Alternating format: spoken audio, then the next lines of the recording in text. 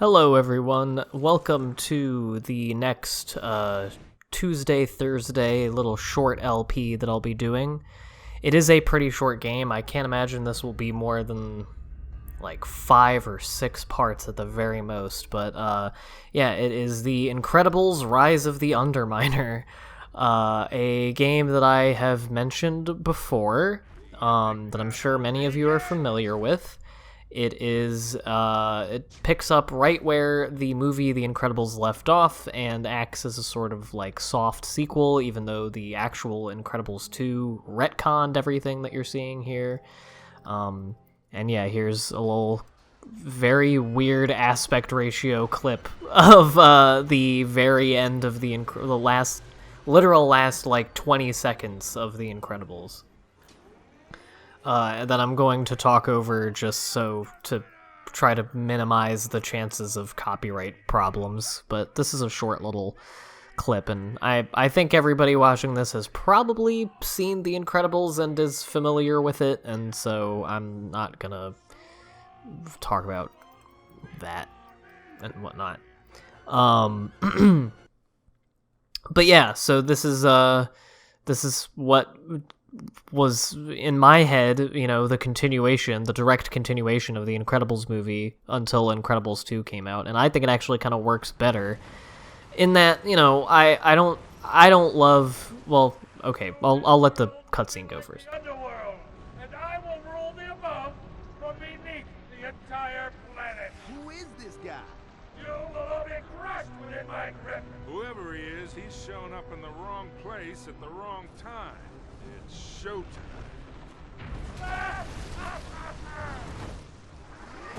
And begun the rise of the Underminer. Honey, we'll go after the Underminer. You and the kids stop those drills. Let's go. Whoa! Tight. So yeah, you play as Mr. Incredible and Frozone. I will be playing as Frozone pretty much the entire time. Most of the time, I play as Frozone. Right now I'm not, just because a lot of this opening stuff kind of assumes that you're going to be playing as Mr. Incredible, and it's just to show off the game and whatnot. I don't know what that purple outline was. That was weird. But yeah, you fight a lot of robots in this game, a lot of like digging and drilling sort of themed robots, as you can probably imagine. This is an interesting one to be starting right alongside Bioshock Infinite, even though this will probably not be going on, or definitely won't be going on as long as that game. Because it also has, not quite here, but has sort of a mechanical, industrial aesthetic to it. Obviously, Bioshock Infinite has the more, biopunk, steampunk sort of, historical element to it, and this is just sort of industrial, drills and, big machine stuff. But I was always really into that as a kid. One of the reasons why I liked this game, even though I never bought it. Many people who have been listening to my commentary for a long time know that when I was a kid, I would frequently just rent video games from Blockbuster all the time. And especially if they were very short like this, I would never feel the need to buy them because I could just rent them for, $2 or $3 at a time. So this is definitely a game, I should finish, I have like 3 thoughts going at once. I need to fucking finish them. But yeah, so I never bought this game, but I would always play it, and I liked it, and the reason that I liked it is, one of the reasons I liked it, I loved The Incredibles, first of all, and also, I really liked anything that had like mechanical sort of aesthetic to it back in the day, and I guess I still do. I'm still drawn to it. This kind of thing is where this game works better as the multiplayer game that it was advertised as, where one person plays as Incredible and the other places Frozone. I have played this with 2 players before, and I'm not going to say it's any easier or harder necessarily. I mean, this game isn't all that difficult anyway.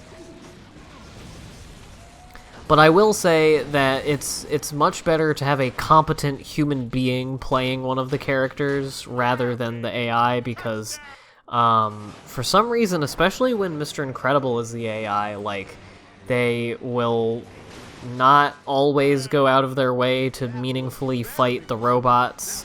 They'll get hurt really, really easily and die really, really easily. Just unhelpful, and especially in those scenarios where you need to be freezing stuff and throwing it. If Frozone is the CPU character, then he will freeze stuff. He'll usually try to freeze stuff that's coming at you that you can then use to pick up and throw. And there are some sections where you need to do it. You need to freeze something and pick it up and throw it to move on. But Mr. Incredible will never throw it on his own accord. You need to, so it's just this very tedious, like, switching back and forth. And if you get hit with one of the stink bombs that they throw out, which I hate, then, you know, you drop the shit, and it's a big mess. But yeah, you can press buttons on the D-pad to make them come up to you quicker or make them fight harder. I don't know, I feel like the sort of co-op combat of this game could use some improvements. Obviously, I'm playing this game because I like it, you know, and but mostly just because it was a part of my childhood, a game that I have experience with, and one that I was interested in showing off and hearing if anybody else has any experiences with it. And it is interesting now, playing it, having seen... Yeah, look, like, where the fuck are you, dude? It's interesting having seen Incredibles 2, now that that exists, 13 years after this game came out. And as I was saying, I think this is a more appropriate, like, continuation, direct continuation of this part at the end of The Incredibles, because... I don't really love how Incredibles 2 went about its story. I don't think it makes a lot of sense that it takes place... Like, they talk about the legalization of superheroes and, like, backlash to legal superheroes, but in the context of the movie, it's literally, like, 2 seconds after the end of the first movie, and somehow there's been, like, a big culture change. In regard to... Like, I understand that they just saved the city and everything, but then right after that, they have, at the beginning of 2, they have the Underminer fight, which is, like, destroys the whole city and kind of, you know, calls into question the whole thing. And then, of course, there's the whole thing of that game where it's, like, you know, the villain is right, and then we end up... We're not supposed to agree with him, and we're supposed to take, like, a much more simplified message where he's basically, like... not to say that the villain was right about everything or anything like that, but basically, like, you know, why would we, you know, ensure, like, put the hands of the whole world into a few, like, unaccountable people? The age-old superhero question that even the boring-ass Marvel movies have, you know, weighed in on.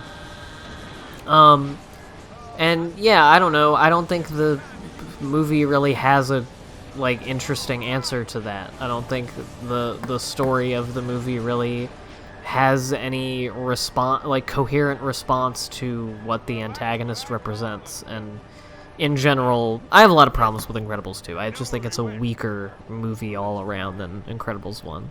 I also have talked about before how I don't love the pacing of it, or most, like, modern movies of its type compared to then. I don't know what it is, but movies just feel different to watch now. Like, they feel like they're going much faster. They feel like they're louder. I feel like they generally spend less time in certain moods and spaces. But it might just be my own perspective. I'm not saying that this is a definite thing or whatever.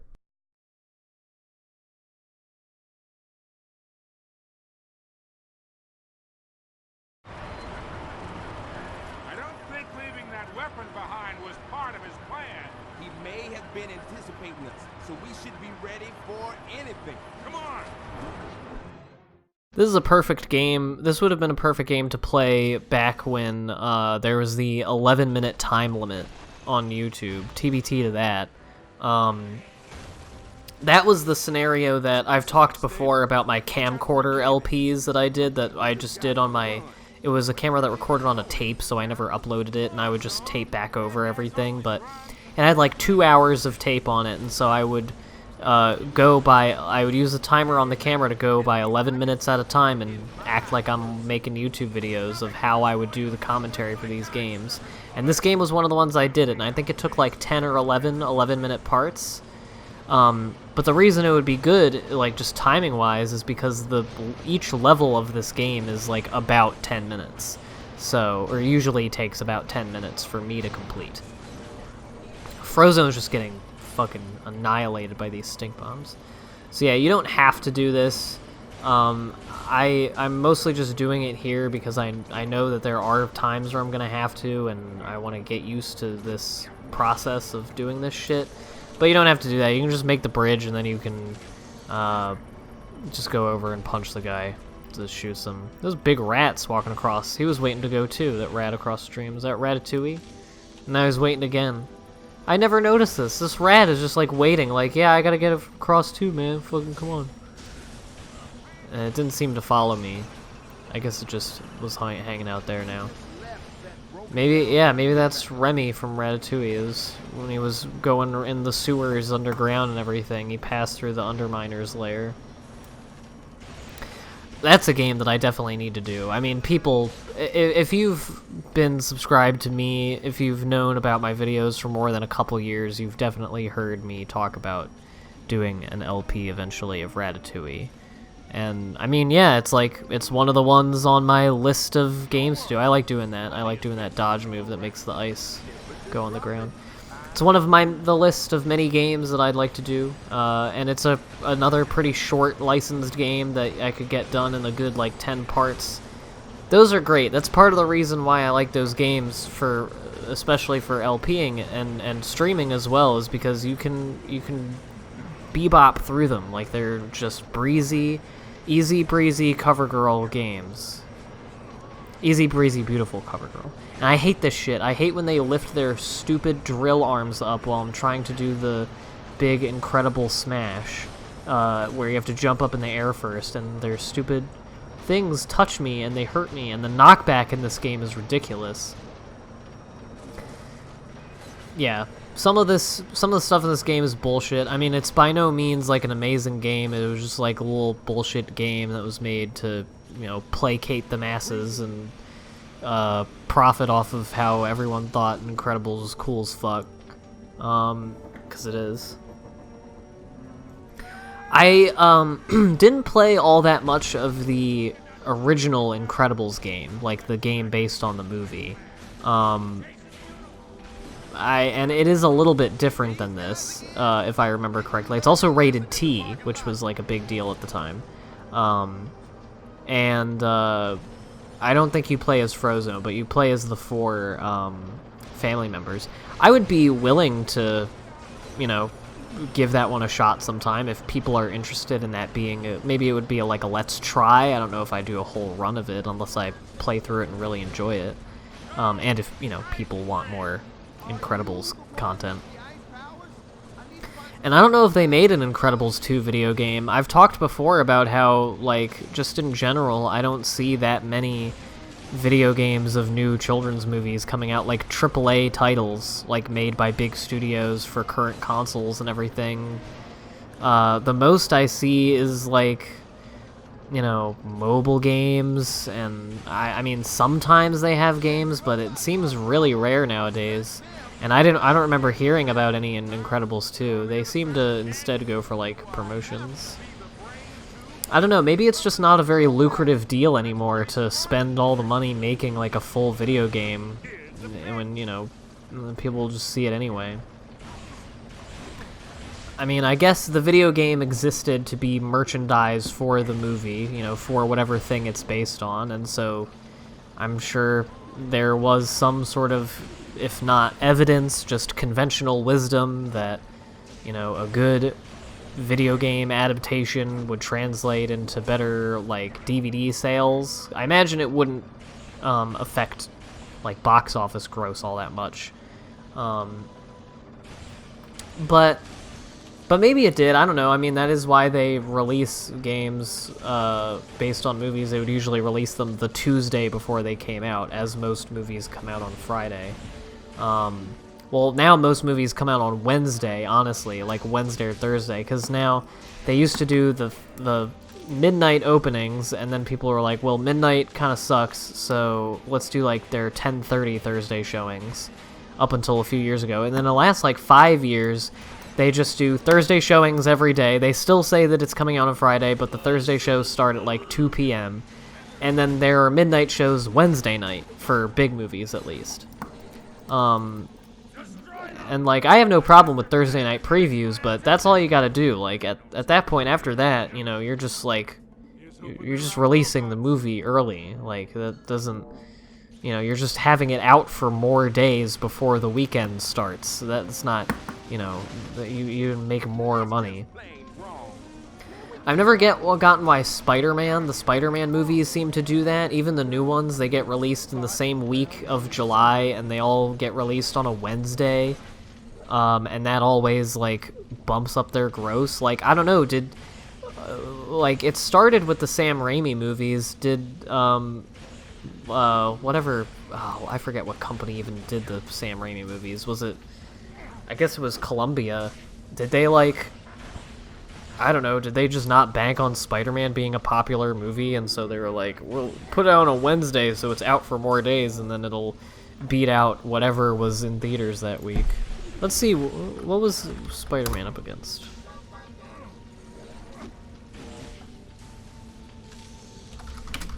Let's see, I'm looking up 2002 American films. Oh, this is a list, just alphabetical. No, I want a fucking, like, timeline of what was coming out.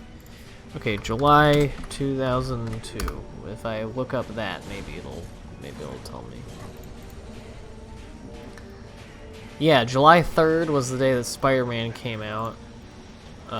So let's do July 5th, 2002 box office. This is a great commentary over a video game. Let's see. Oh, did Spider-Man not come out that? It's saying that Men in Black 2 was the biggest one then. And then Mr. Deeds and Lilo and Stitch. Where's Spider-Man? Oh, when did Spider-Man come out? Did it come out in May? Oh, it came out in May 2002. Alright, well, my entire thesis is just blown to bits then. Whatever. But you know what I'm talking about? Like, at least Spider-Man 2 or 3 did that. They came out on Wednesday in July, and then I remember Amazing Spider-Man did the same thing. And I don't remember if Homecoming or Far From Home did that, but... Anyway, this is incredible. This is fucking Spider-Man. I'll save this shit for the Spider-Man 2 LP. Which I don't know if I'll ever actually do, but that is a good game. That is a game that I like. I would need to find where to emulate it. I don't remember if it came out on the GameCube or not. I have it on the PS2, like I own it. But I don't have a capture card. That's something for another day. Well, actually, I do. I do have a capture card, but they don't work. I'm not going to go into any more detail about what that means. But anyway, I've successfully not really talked about anything that's going on screen. I mean, this is the game. You punch robots, you go from point A to point B, the robots die, you do the stuff, and then you're at the end. And, I mean, it's all good fun time. Again, this was, like, very my shit when I was a kid. I really liked mechanical and industrial stuff. That's probably why I was so drawn to Thomas the Tank Engine. And the island of Sodor and whatnot. And most of my, like, story ideas and, like, ideas for video games and movies that I came up with when I was a kid, which all sucked, of course, because I was a child, but A lot of them made use of robots, most of my video game ideas, because you know, you need an easy enemy, robots, because you can be as mercilessly violent with them as you want, but as long as they don't bleed or have human forms, then you can do pretty much whatever. If he thinks he's ever gonna get away. What in the world is that? It looks like that thing was created to turn the whole planet upside down. We need to catch the Mr. Incredible is looking very shiny here, as is Frozone. They look like Doing whatever it's action figures. We need to turn this thing off. Magnemize it first. Then we take down the Underminer. We can take a shortcut through the sludge. Mr. Incredible is really on his superhero platitude game in this game. Through one of the smaller pump stations. What are we waiting for? It's showtime. Yeah, like that. He loves saying it's showtime, like in the movie. It is weird playing a game that's supposed to be like a sequel to the movie. It's not as weird as the Over the Hedge game, which is like nominally based on Over the Hedge, and it's literally the first 5 levels are the last like 15 minutes of the movie, and then the rest of the game, a lot, like the vast majority of the game, the last like 30 levels are just like made up bullshit for the game. And yeah, you can upgrade stuff here, kind of normal stuff. All reminds me a lot of the SpongeBob movie game, which, you know, was made by the same people, so that makes sense. And unfortunately, you have to contend with the Underminers yelling and laughing and taunting you on all these menus, which can get a little bit annoying. But next time we're doing Sludge Station. See you then for that.